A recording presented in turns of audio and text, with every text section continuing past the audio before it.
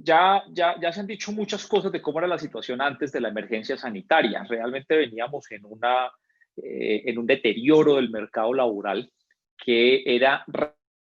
resultado de todas las decisiones económicas, de todas las medidas económicas que se han tomado en el país en los últimos años, en el cual ha habido pues una caída también de la producción agrícola e industrial. El país, lo muestran las cifras del DANE, cada vez es menos capaz de producir localmente sus necesidades de consumo. Y eso lo que significa es que pues, lo que no somos capaces de producir o lo que no se permite producir en el país, se tiene que traer del extranjero.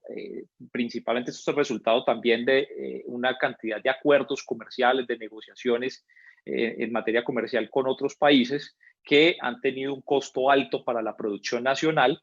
Se reflejan las cifras del déficit que tiene Colombia en sus cuentas externas. Todo lo que Colombia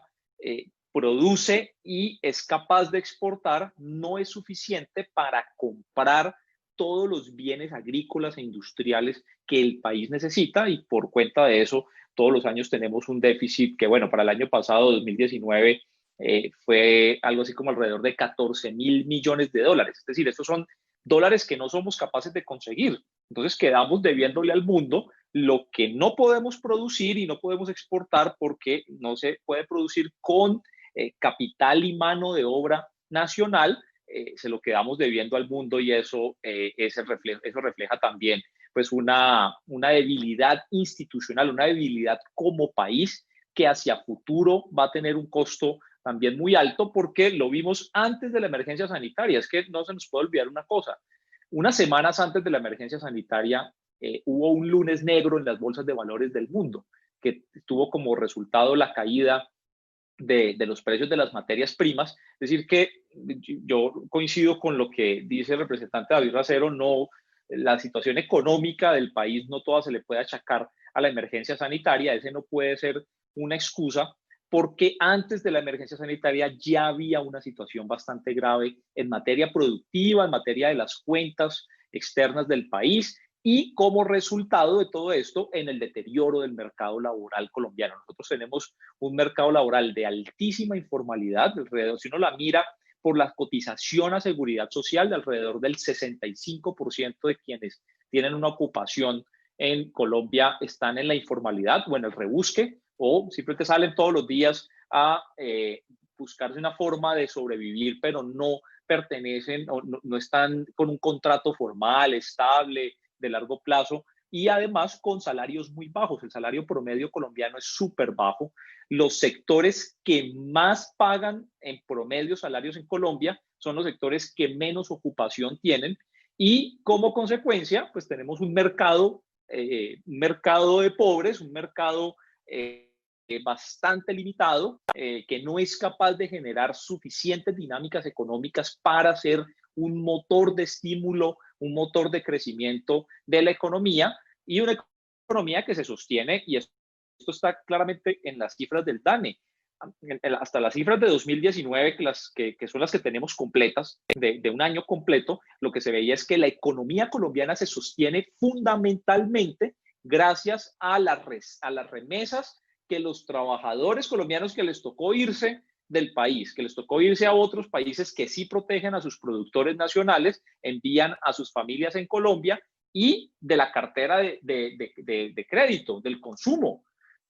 Yo les voy a dar un dato aquí que me parece que es interesante, y es que en el año 2000, en el primer trimestre del año 2020, incluso uno puede decir antes de entrar la emergencia sanitaria, el crecimiento del Producto Interno Bruto de Colombia fue de 1,1%, digamos 1%. El crecimiento del consumo de los hogares fue de 3,8%. O sea, ahí lo que nos está mostrando es que, de todas formas, los hogares consumen más de lo que logra crecer la economía. Entonces, alguien tiene que estar pagando esto. Y les doy el dato: el crecimiento de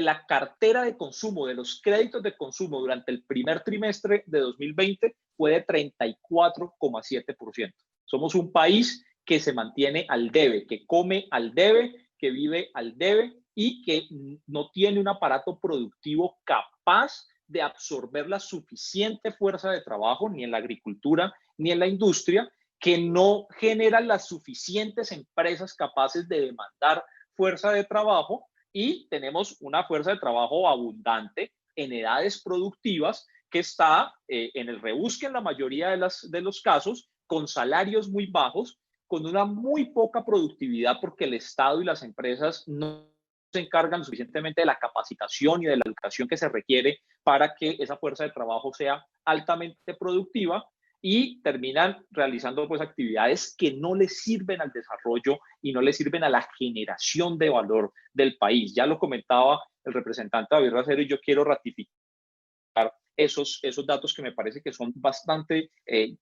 llamativos y que nos deben preocupar además, y es cómo los sectores en donde los trabajadores ganan más, que es el sector financiero, la explotación de minas y canteras, electricidad, gas y agua, que es en donde los salarios son más altos, cada uno de ellos solamente genera intermediación financiera el 1.4% de la ocupación total del país. Explotación de minas y canteras en todas las actividades mineras, 0,90%. Electricidad y gas, 0,90%. En cambio, en los sectores que más absorben fuerza de trabajo, que más ocupación generan, como la agricultura, el comercio y la industria, que generan 15%, 27% y 11% de la ocupación total del país, pagan salarios en promedio inferiores a $1.000.000. Y ese es el gran logro del capitalismo de este país. El gran logro del capitalismo es que exportamos petróleo, tenemos un sector financiero robusto, donde la gente está completamente endeudada, y con ese petróleo no alcanzamos a pagar las importaciones y no generamos pues, las dinámicas de crecimiento económico que debe tener el país. En consecuencia, llegamos a la emergencia sanitaria con un Estado débil, con pocas instituciones, con un mercado bastante pequeño, con hogares de ingresos en promedio, ingresos bajos, con una desigualdad enorme. No se nos olvide que según el Banco Mundial, Colombia es el quinto país más desigual del planeta. Y aquí ocurren cosas tan absurdas como esta. El 1% de la población más rica de Colombia, el 1% de la población más rica, tiene ingresos promedio de 199 millones de pesos al mes. Al mes. El 1% de esa población se gana al mes alrededor de 199 millones de pesos. Esa población, ese 1%, concentra el 48% del patrimonio bruto de las personas naturales, de los ciudadanos, y pagan el 2,58% de tarifa efectiva de impuestos. Es imposible sostener un país así. Esto es absolutamente inviable. Si el Estado no tiene los recursos suficientes, no solamente para la atención social, que debe ser el gasto prioritario, sino también para la inversión que tiene que hacer el Estado en los bienes y en los servicios públicos, para la competitividad, para la infraestructura, es imposible que el país se pueda desarrollar. Y en abril estalló esta situación. La tasa, para el mes de abril, una cuarta parte de los ocupados totales del país se quedaron sin su ocupación y muy probablemente sin ingresos. Alrededor de 3,5 millones de personas que fueron consideradas por el DANE como inactivas son personas que necesitan trabajar y no lo pudieron hacer porque no pudieron salir de sus casas a buscar trabajo. Y eso lo que muestra es que solamente para el mes de abril, un mes después de la emergencia sanitaria, alrededor de 10 millones de personas perdieron 10 billones de pesos, 10 millones de pesos en ingresos ese mes, tan solamente ese mes, que es una pérdida para la economía brutal, que se reflejó también en el mes de abril. Ya sabemos las cifras, una caída del Producto Interno Bruto de alrededor de 20%. Lo deseable en esta situación, y lo que han hecho todos los países, y con esto concluyo, lo que han hecho todos los países desarrollados, los países serios en materia económica en el mundo, es hacer una inyección masiva de recursos públicos, Insisto en esto por una razón, y es porque el mercado, frente a la situación de emergencia sanitaria, el mercado colapsó por el lado de la producción y colapsó por el lado de la demanda. Esto no es una crisis tradicional como la de 2008 o como la de 2001 o como la del 79 o la de 1929, que era una crisis principalmente de demanda. Entonces, pues la solución que se descubrió en 1929, 1930, los años siguientes, es que a través de una inyección de dinero se podía restablecer nuevamente la demanda. Aquí tenemos dos problemas paralelos, simultáneamente, que están ocurriendo simultáneamente. Es que hay una caída de la producción y hay una caída de la demanda. Luego, la única posibilidad frente a esa caída del mercado es que el Estado, con recursos públicos, haga una inyección masiva de recursos que tienen que provenir del presupuesto general de la nación, de otras fuentes, como por ejemplo las reservas internacionales que tiene el país, alrededor de 52.000 millones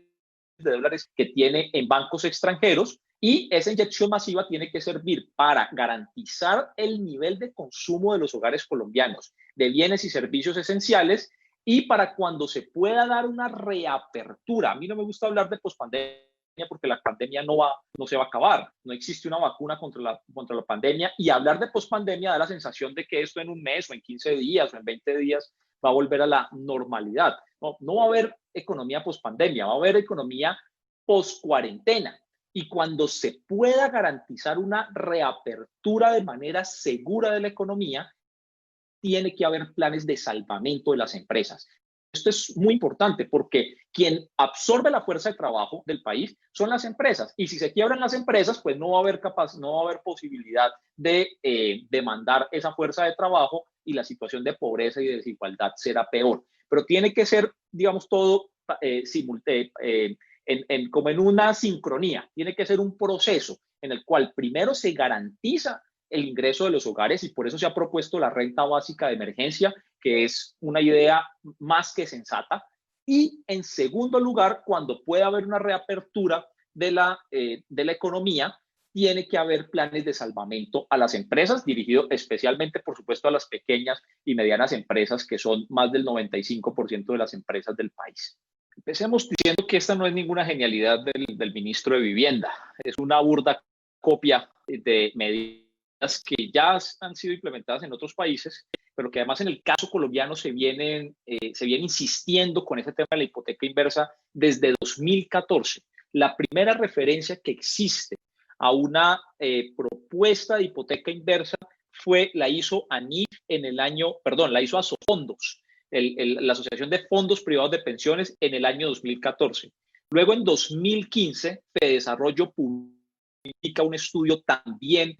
promoviendo el tema de hipotecas inversas, y en 2017 ANIF, que es el centro de pensamiento del sector financiero colombiano, lanza esa misma propuesta de hipoteca inversa. Y en los países en donde existe hipoteca inversa hay unas características, y es que son en la gran mayoría países de altos niveles de ingresos, de ingresos promedio de la población muy altos, en promedio 10 veces más alto que en Colombia en promedio, y en donde en algunos casos también, por ejemplo, como en Canadá, existe un sistema pensional que garantiza la pensión a los ciudadanos canadienses solo por el hecho de ser ciudadano, sin importar si han cotizado o no. Entonces, en donde hay un sistema de seguridad fuerte, en donde hay ingresos fuertes, y la medida se utiliza como un mecanismo para que los hogares puedan incrementar su pensión a través de esas hipotecas inversas. Y también, digamos, que hay unas cuestiones culturales diferentes a las colombianas. En el caso colombiano se hace una burda copia de esas políticas externas a través de una operación financiera. Y esto es importante mencionarlo porque así lo dice el decreto. El decreto dice que la hipoteca inversa es una operación financiera, pero ocurre en un contexto social muy diferente. Primero, ocurre en un contexto en donde el 50% de los adultos mayores en Colombia son pobres, en donde solamente 1 de cada 4 adultos mayores ha logrado obtener una pensión. Y en donde, y esta es la gran genialidad que uno podría achacarle al ministro de Vivienda, Jonathan Maragón, es en donde se dieron cuenta que el 68% de los adultos mayores son propietarios de una vivienda, pero solamente el 28% tiene una pensión. Entonces, frente a la necesidad, aquí no hay una cuestión de mejorar el ingreso de esos hogares, sino de una necesidad de hogares pobres que poseen una vivienda, el sector financiero, a través de una operación financiera, crea un negocio para dar unas mesadas o un pago mensual a esas personas como una especie de renta vitalicia, y así lo llaman, y después el sector financiero quedarse con esos hogares, con esas viviendas. Ahora, ¿qué han dicho? Bueno, es que el que no lo quiera tomar, que no lo tome. Y la cuestión no es tan sencilla, y no es tan sencilla porque pues, hay una necesidad económica, hay una realidad social que no se puede desconocer, que es el resultado del fracaso del sistema privado de pensiones, que, mal llamado sistema de pensiones, porque no es un sistema de pensiones, es un sistema de ahorro individual que no pensiona. En la mayoría de los casos, los fondos privados lo que hacen es una devolución de saldos. Así que pues, no se puede considerar que es un sistema de pensiones, y frente a ese fracaso, el gobierno no adopta una medida para corregir la falla que existe con esos fondos privados, sino que se inventa un negocio que lo han querido mostrar como que no es un negocio del sector financiero, porque es que el negocio del sector financiero no es tener casas. No, frente al fracaso de los fondos de pensiones, ahora lo que están es probando suerte en el sector inmobiliario, que todos en Colombia sabemos, y ustedes lo saben porque trabajan en bancos, hacen parte de sindicatos que pertenecen a bancos, que una parte muy importante de las ganancias del sector financiero proviene justamente del sector inmobiliario, y ese es en donde está incursionando ahora el sector financiero, que insisto, pues yo no conozco, dicen que no es para ganancias del sector financiero. Realmente no conozco ninguna institución, probablemente ustedes tengan más información de esto que yo, pero yo no conozco ninguna institución del sector financiero colombiano que trabaje por altruismo, que esté en la filantropía, que esté en la actividad de la filantropía. Trabajan es por negocios, y este es un negocio que el Estado colombiano, a través del ministro Jonathan Malagón, que además, para colmo, fue el vicepresidente de Asofondos, de Asobancaria, perdón, fue el vicepresidente de Asobancaria, les perfila un negocio en medio de una situación económica grave, con la falsa lógica de que es ayudar a los hogares pobres de Colombia, pero realmente es una forma de no resolver el problema de fondo de las pensiones, del sistema de seguridad social en Colombia, y especialmente del sistema de pensiones.